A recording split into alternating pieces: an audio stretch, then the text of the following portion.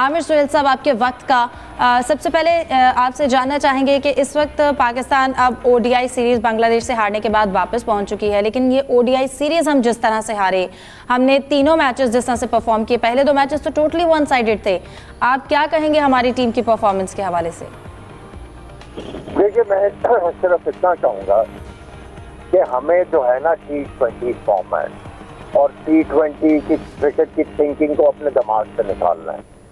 आप ये देखें कि हमारे जो नए बैट्समैन हैं वो उनको इनिंग्स बिल्ड ही नहीं करनी आ रही। आप देखें, हर पहले ओवर से छठों का सोचते होते हैं। जब आप 50 ओवर की क्रिकेट खेल रहे हो तो आपको अपनी इनिंग्स को स्ट्रक्चर करना पड़ता है।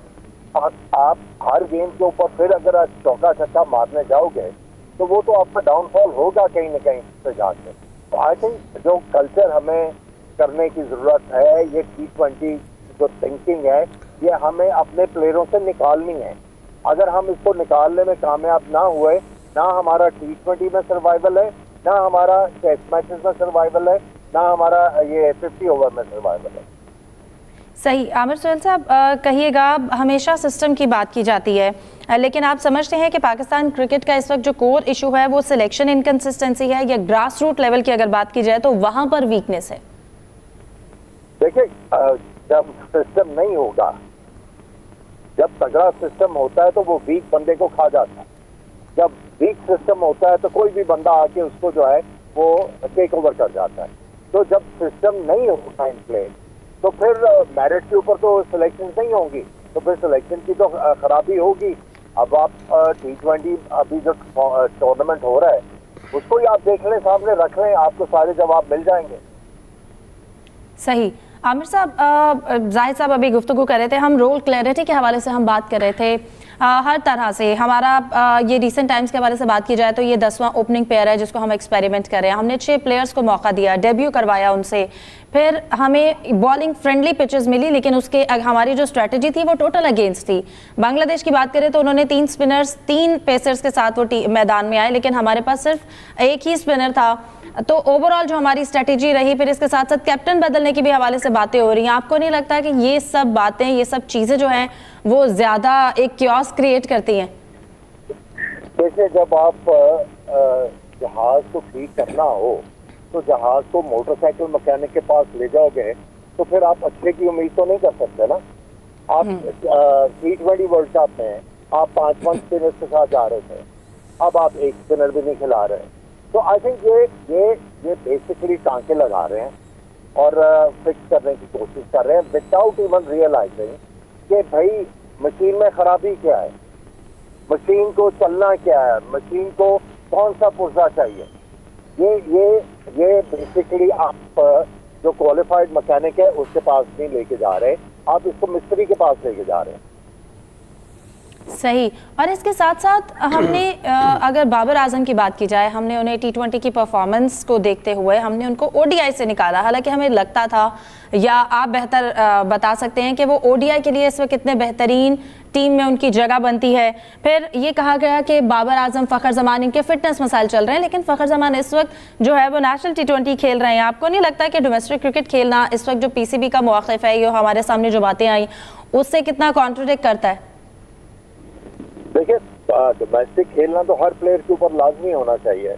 और जहाँ तक बाबर आजम की बात है, देखें, मैं उसको हमेशा सपोर्ट करता रहा हूँ, लेकिन अब टाइम आ गया जहाँ पे बाबर आजम को कहा जाए कि भाई आप अपनी टेक्निक इम्प्रूव करो।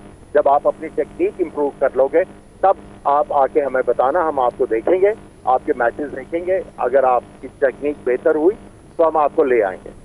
अगर आप उसकी टेक्निक बेहतर नहीं करवा पा रहे और उसको फिर खिलाए जा रहे हैं तो इसका मतलब यह है कि आप जो हैं वो सीरियस नहीं है, आप किसी चीज़ में सीरियस नहीं है।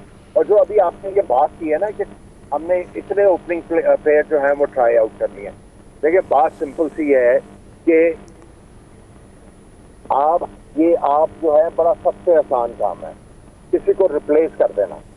आपने प्लेयर बनाना है, जब तक आपको प्लेयर बनाने नहीं आएंगे तब तक ही आपका सिलसिला चलता रहेगा।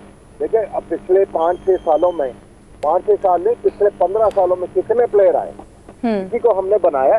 कोई फास्ट बॉलर नहीं बन रहा, कोई बैट्समैन नहीं बन रहा, कोई स्पिनर टॉप क्लास नहीं आ रहा।